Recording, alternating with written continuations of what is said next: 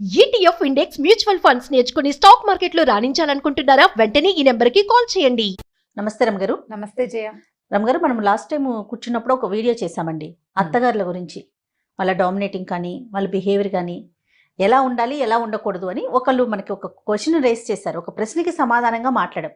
అయితే మీరు అప్పుడే అన్నారు ఓన్లీ అత్తగారి గురించే మాట్లాడితే మిగతా వాళ్ళందరూ నా మీద పోట్లాడతారు జయ, కోడళ్ళు కూడా వాళ్ళు ఎలా ఉండాలి అనే విషయం మనం ఒక వీడియో చేద్దామని. సో ఆ టాపిక్ తీసుకుందామండి ఈరోజు. కోడళ్ళు వాళ్ళ బిహేవియర్ ఎలా ఉంటుంది, ఎలా ఉండాలి. ఇప్పుడు ఇవి అన్ని రకాలు ఉంటాయి జయ. మెతగ్గా ఉండే అత్తగారులు ఉన్నారు, డామినేటింగ్గా ఉండే అత్తగారులు ఉన్నారు. ఈ అత్తగారుల కాళ్ళ కింద పడి నలిగిపోయి జీవితాలు దుర్భరం చేసుకునే కోడళ్ళు ఉన్నారు. అత్తగారులను అసలు అన్నం కూడా పెట్టకుండా ఆస్తంతా ఓడలాక్కుని మొగుళ్ళని సొంతం చేసుకునే కోడళ్ళు ఉన్నారు. రెండూ ఉన్నారు. కాకపోతే మనకు సాధారణంగా కోడంటికం అన్న మాట మాత్రం మనం ఎక్కువగా వింటాం. అత్తగారులు కోడళ్ళని ఇబ్బంది పెడతారు అనేది మనం ఎక్కువగా వింటుంటాం, అదే వింటాం. అవును. ఇప్పుడు కోడళ్ళ బిహేవియర్ వల్ల చాలా బాధపడే అత్తగారులు కూడా ఉన్నారు. హింసని అనుభవించే వాళ్ళు, పారిపోయేందుకు వెళ్ళిపోయేందుకు ఇంకొక దారి లేక, వృద్ధాప్యం వచ్చేసి అనారోగ్యాలు వచ్చేసి ఎక్కడికి వెళ్లేందుకు వేరే దారి లేక, ఉన్న ఒక్క కొడుకుని వదిలిపెట్టలేక, ఒకళ్ళు లేదా ఇద్దరే కదా ఈరోజు సంతానం. అవునండి. ఆర్థికపరమైన ఇబ్బందులతోటి లేదా అనారోగ్యాలతోటి లేదా ఏమిటంటే డిపెండెన్సీ, ఎవరి మీదైనా ఇండిపెండెంట్గా ఉండలేక చాలా క్లిష్టమైన పరిస్థితిని అనుభవిస్తూ కోడళ్లతో పాటే చచ్చినట్టు ఉండవలసిన పరిస్థితి ఉన్న అత్తగారులు కూడా కోకొల్లలుగా ఉన్నారు ఇవాళ రేపు. ఆడపిల్లలందరూ ఇంచుమించుగా చదువుకుంటున్నారు, ఉద్యోగాలు చేస్తున్నారు. ఎంతో కొంత, చిన్నదో పొన్నదో ఏదో ఒకటి.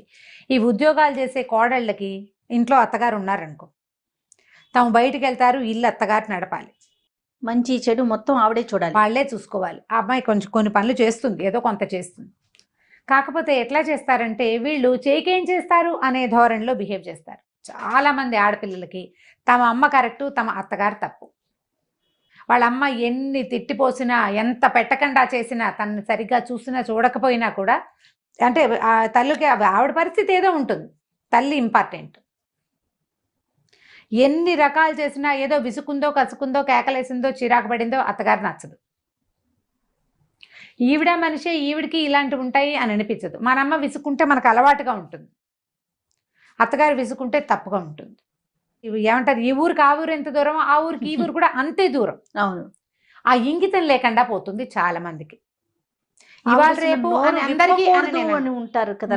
అంటే ఈ రోజుల్లో కోడళ్ళు ఇలా ఉన్నారు అని నేను అన్న చేయ, అది చాలా తప్పు. ఈ రోజుల్లో కోడళ్ళు కాదు, కోడళ్ళు ఏ రోజుల్లో అయినా ఉన్నారు ఇలాంటి వాళ్ళు.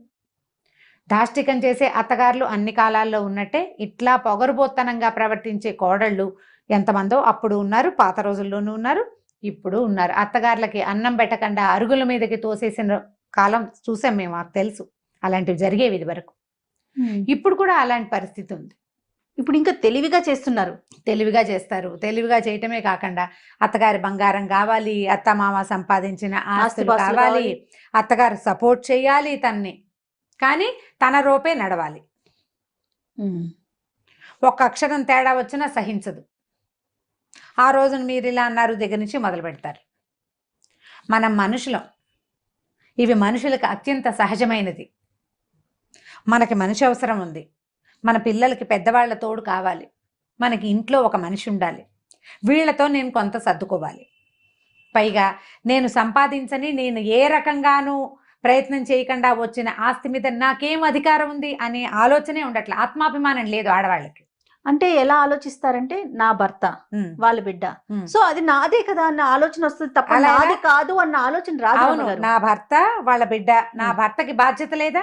అది నా భర్త వాళ్ళ అమ్మా నాన్న చూడాలంటే నేను కూడా చూడాలి. అలా కాకుండా ఆస్తుల వైపు మాత్రమే ఆలోచన నాది అని, కానీ బాధ్యత వైపు ఆలోచించలేకపోతుంటారు. ప్రధానంగా ఆడవాళ్ళకి ఏంటంటే వీళ్ళకి వెన్నెముక లేదు, ఆత్మాభిమానం లేదు, సిగ్గు శరం లేవు.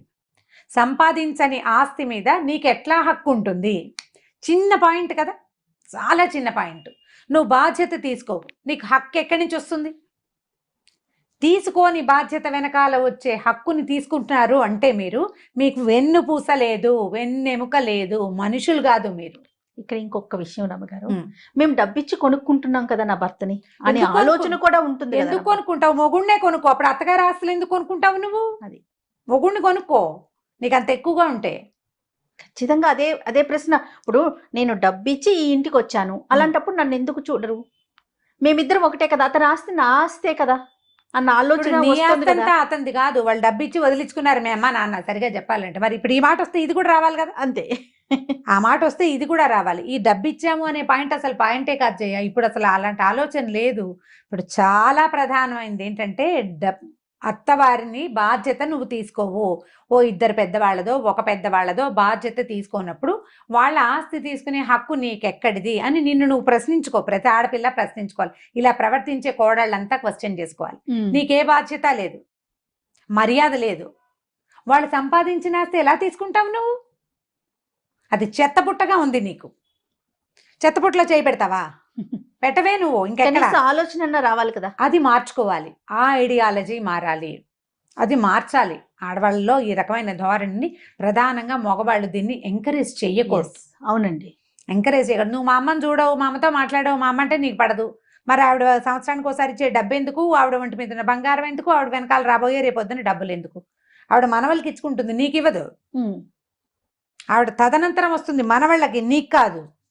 నువ్వు అందులో అనుభవించడానికి ఏ అవకాశం నీకు లేదు. ఇప్పుడు ఇవన్నీ ఆస్తులు వస్తువులు ఉంటే ఒక విషయం, లేని వాళ్ళ పరిస్థితి ఏంటి? లేని వాళ్ళ ఉన్న వాళ్ళకే చూడని పరిస్థితి ఉంది. అవును, నిజం.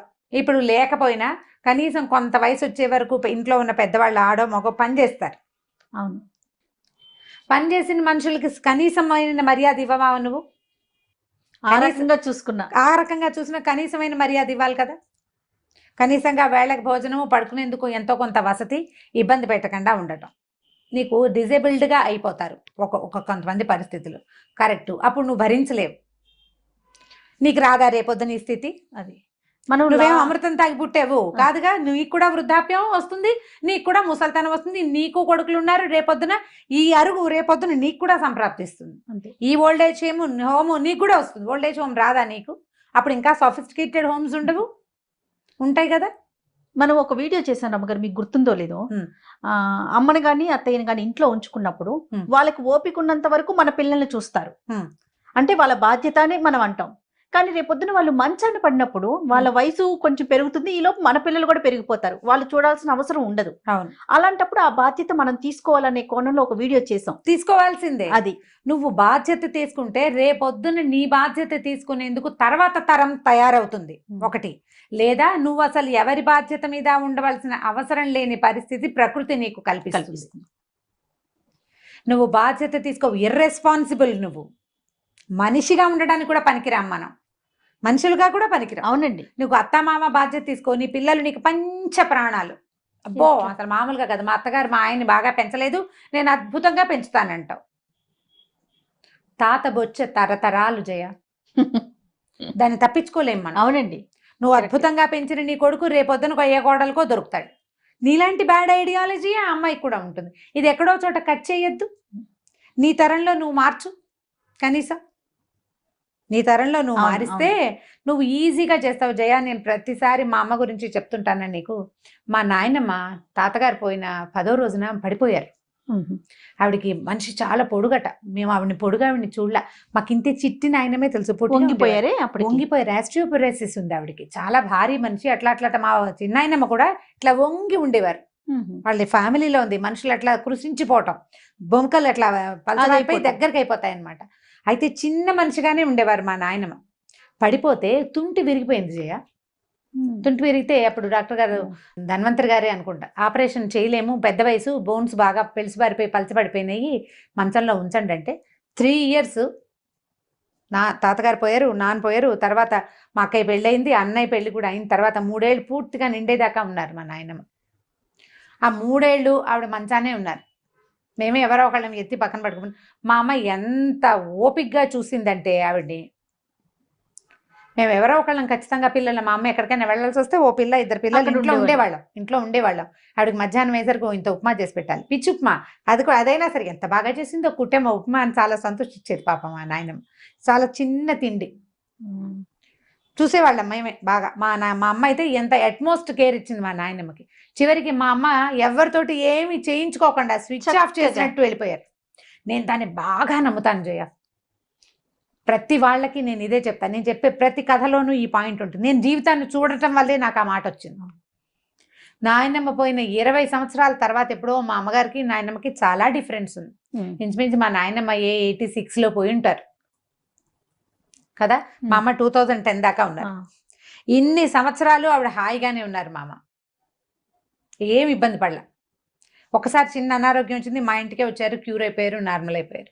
అందరికీ ఇలాగే ఉంటుంది. అంటే నువ్వు చేసి లోపల మనసు ఉంది చూసావా, నువ్వు సరిగ్గా చెయ్యి, నీకు సరైనది వస్తుంది. 100% సరైనది వచ్చి తీరుతుంది. నీకు ఏదైనా ఇబ్బంది వచ్చినా కూడా భగవంతుడు ట్రై చేస్తాడు దాన్ని సరిగ్గా చేయటానికి. నీ లోపల దాన్ని చూస్తాడు దేవుడు.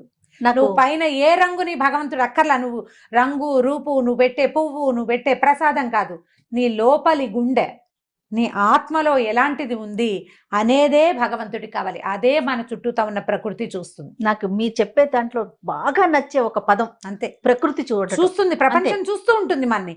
దానికి ఖచ్చితమైన సమాధానం వస్తుంది. నువ్వు సరిగ్గా బిహేవ్ చేయి అత్తగారితో. ఎవరి కోసమో కాదు, నువ్వు చెయ్యాలి, చేయడం అంతే. నీ బాధ్యత, నీ బాధ్యత. నీ మొహాన్ని నువ్వు అద్దంలో చూసుకున్నట్టుగా చెయ్యాలి. బాధ్యతని చెయ్యి. నీకు అసలు ఎవరి మీద నువ్వు డిపెండ్ అవ్వక్కర్లేకుండా వెళ్ళిపోయే పరిస్థితే నీకు ఇస్తాడు భగవంతుడు. నువ్వు ఇవాల్టి రోజున రేపు నా భవిష్యత్తుని ఎవ్వరూ ఆలోచించరు జయ. కానీ మనం లాంగ్ స్టాండింగ్ ప్లాన్ ఎలా చేస్తాం? ఒక 22, 21కి చదువు అయిపోయింది అనుకో, ఉద్యోగం, ఆ తర్వాత ఒక 3 ఏళ్ళకి, మగ పిల్లలైతే ఇంకో 5 ఏళ్ళకి పెళ్ళి, ఓ ఇల్లు, బండి, కారు, 40కి అదేదో, 50కి రిటైర్మెంట్, నేను హాయిగా వరల్డ్ టూర్ ఆలోచించవు నువ్వు ఇవన్నీ ఆలోచించేటప్పుడు నువ్వు నీ వృద్ధాప్యము, నీ తాలూకు మరణము, దాని గురించి నువ్వు ఎందుకు ఆలోచించాలి? ఆలోచిస్తావా? ఆలోచించి తీరాలి ప్రతివాడు. నేను పెద్దయ్యాక నా పరిస్థితి ఏంటని మగవాడు ఆలోచించాలి, ఆడది ఆలోచించాలి.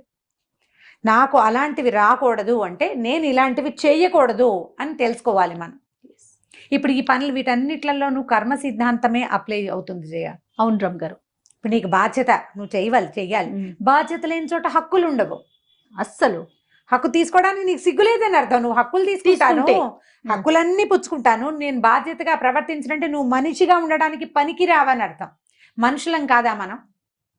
దాని మానవత్వాన్ని, మనిషితనాన్ని భగవంతుడు నీకు ఇస్తే దాన్ని నిలబెట్టుకోవు. నువ్వు ఎందుకు చదువుకుంటున్నావు? ఇదివరకట్లాగా ఆడవాళ్ళు ఇళ్లలోనో వెనకాల మగ్గిపోవాల్సిన పరిస్థితి కాదు కదా. నువ్వు ముందుకెళ్తున్నావు, ప్రపంచాన్ని నీతో పాటు తీసుకెళ్లగలుగుతున్నావు. సంపాదన వైపే మనం ముందుకెళ్తున్నాం అనే ఆలోచన మానుకొని అన్ని విషయాల్లో కూడా ముందుకెళ్లే ప్రయత్నం మనం చేయాలి. మనంతటా మనమే.